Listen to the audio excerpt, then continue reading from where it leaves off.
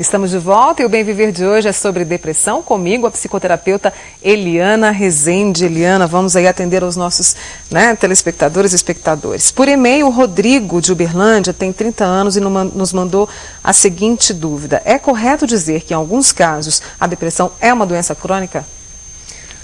Olha, Mônica, depende, né? Se a pessoa se tratar, ela sai do círculo vicioso, conforme eu te disse, né? Mas a má notícia, Mônica, é que quem teve um episódio de depressão precisará ficar atento a isso, para que não volte. Então não é pouco usual que quem já teve um episódio de depressão possa vir a ter no futuro. Mas é preciso ficar alerta. É preciso ficar alerta, em especial com relação à forma de pensar. Como é que pensa um depressivo, Mônica?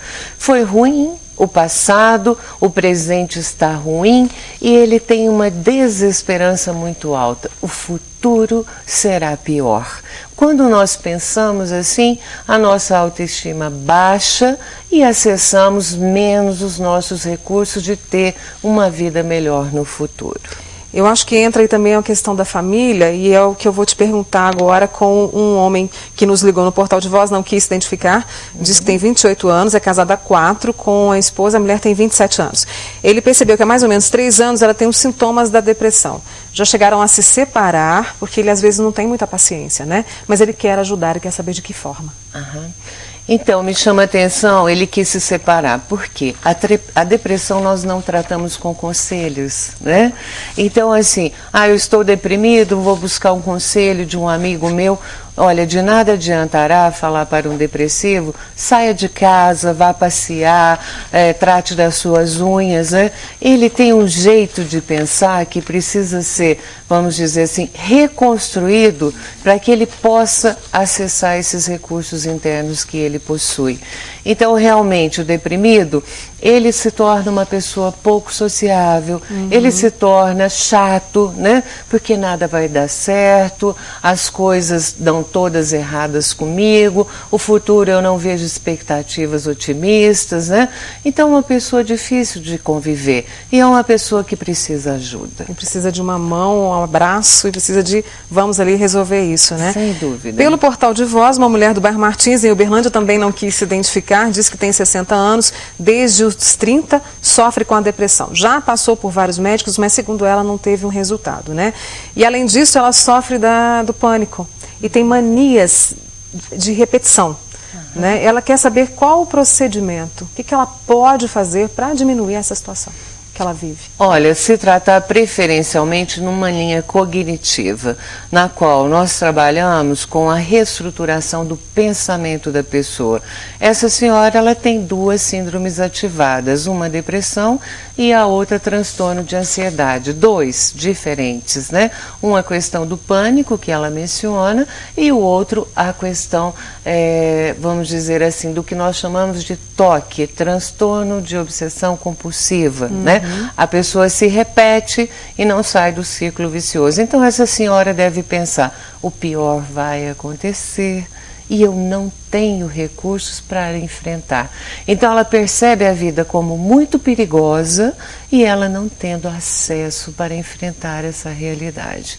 Em verdade, todos nós temos, né?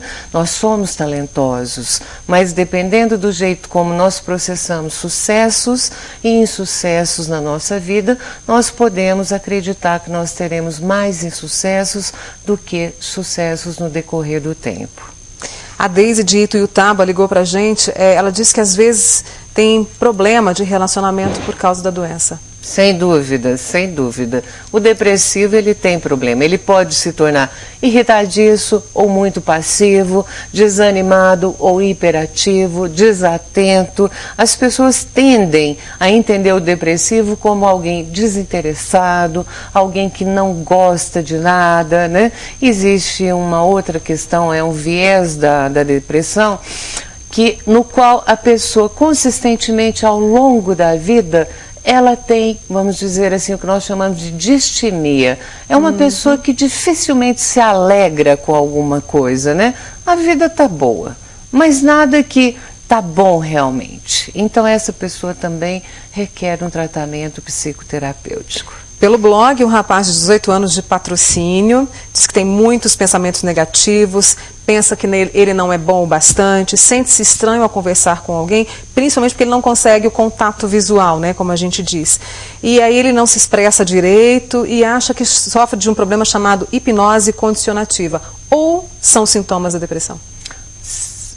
Bem, precisaríamos avaliar o caso dele, né, de uma forma mais profunda, mas pelo que ele traz aí, temos sim sintomas de depressão, né?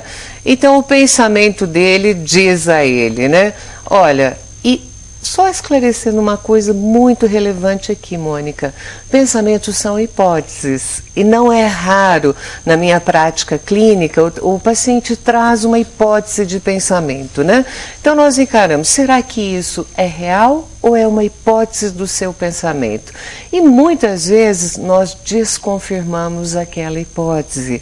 Então a hipótese dele é, eu não consigo olhar no olho do outro porque não sou bom suficientemente, porque não sou interessante, porque não me sinto amado, enfim, tem uma série de hipóteses, né?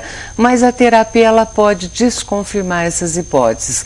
E não havendo desconfirmação, nós podemos buscar acessos para que a pessoa lide de uma forma mais realista com essa questão. Eu tenho aqui a pergunta da Fernanda de Monte Carmelo. Ela toma antidepressivos e acha que a depressão veio depois que ela engordou 17 quilos. Quer saber o que fazer? Eu já emendo aqui a pergunta também do Everaldo, que quer saber se depressão engorda. Pode engordar sim, Mônica, né? A pessoa pensa assim, não vale a pena. Então, já que eu estou gordo, vou engordar mais. Isso no nível pré-consciente, né? Então, ela vai, come um doce, se excede na comida e depois que ela faz isso, ela se sente mal. E aí ela pensa, realmente não vale a pena, realmente não tem como emagrecer, realmente não é possível eu mudar o status da minha vida e da minha saúde física. E com isso ela reforça o ciclo de que, né, realmente não vale a pena tentar. Não vale a pena tentar ser mais magro, ter uma vida mais saudável, né? Usufruindo aí do que a natureza nos traz, que a gente não paga nada por isso. Exato. Pessoas que têm uma atividade física, caminhar, correr, fazer yoga, qualquer coisa nessa direção, traz, né, o que nós chamamos de sertralina, que é o hormônio do bom humor. Né? A Fernanda de Monte Carmelo, então, pode começar aí, de repente, a se exercitar e a se olhar no espelho e se gostar. Claro que com a ajuda com o acompanhamento que ela tem para poder mudar essa realidade dela. Sem dúvida, sempre acompanhada, porque essa é uma meta difícil para ela. Ela precisa de um acompanhamento. Vem a minha pergunta, é possível prevenir a depressão, já que temos tantos casos, como a gente viu aqui, né? Sem dúvida. Então, há uma forma de prevenir, da gente ficar atento, Eliana? Sem dúvida, Mônica, falando de uma forma bastante simples para você, né? Para a gente não se tornar deprimido, sabe o que nós precisamos fazer? Qual o segredo? Olha só o segredo, dá uma torcidinha na realidade, de forma a enxergar as coisas de uma forma mais otimista, né? Então, quando a gente vê que algo não vai bem, encararmos aquilo como uma situação específica que está no nosso controle e que no futuro nós podemos fazer diferente. Gostar da gente mesmo. Sem dúvida. E encarar os nossos pensamentos altamente negativos, como é o caso do depressivo, apenas como uma hipótese. Há jeito de pensar de outras formas, formas que são mais funcionais para a nossa vida como um todo. Eliana, eu acho que o nosso papo poderia render aqui o dia todo, mas a gente conseguiu aí responder as perguntas dos nossos espectadores que participaram pelo e-mail, pelo portal de voz, pelo blog. Quero muito agradecer a sua participação aqui hoje, né? E quem sabe um dia a gente volta a falar, porque realmente os casos, infelizmente, têm aumentado. Mas vamos aí ficar alertas para tentar mudar essa situação, essa realidade, né? Sem dúvida, Mônica. Eu que te agradeço e acho muito importante, né, o seu trabalho no sentido de trazer aí esclarecimentos e, em especial, oferecer esperança para essas pessoas que nos procuram com essas dúvidas. Dias de bem viver, como eu brinco. Obrigada, viu, Eliana? E a prevenção contra essa doença também pode começar à mesa. A Associação Brasileira de Nutrição recomenda 10 alimentos. Eles devem ser consumidos pelo menos 3 vezes por semana para fazer efeito. Confira quais são. No topo da lista está o arroz integral, fonte de vitaminas B1 e B2 e ácido fólico. Eles têm o poder de diminuir o nível do hormônio da depressão. O salmão, a sardinha e o atum, graças ao ômega 3 e às vitaminas do complexo B. Repolho e couve, ricos em vitamina C e ácido fólico, combatem a depressão e o estresse. Castanha do Pará, rica em selênio, por isso dá um empurrãozinho para o cérebro. A abóbora é um dos segredos do bom humor. Ela tem vitamina B6 e ferro. Sempre no prato do brasileiro, feijão é fonte de proteínas, ferro, cálcio, vitaminas do complexo B, carboidratos e fibras. Leite e iogurte desnatados ajudam na produção de hormônios que causam sensação de alegria. Frutas, entre elas banana, a laranja e a maçã. Cereais integrais, como a aveia e produtos à base de soja. Para completar a lista, espinafre e verduras escuras. Eles são ricos em magnésio, que produz energia.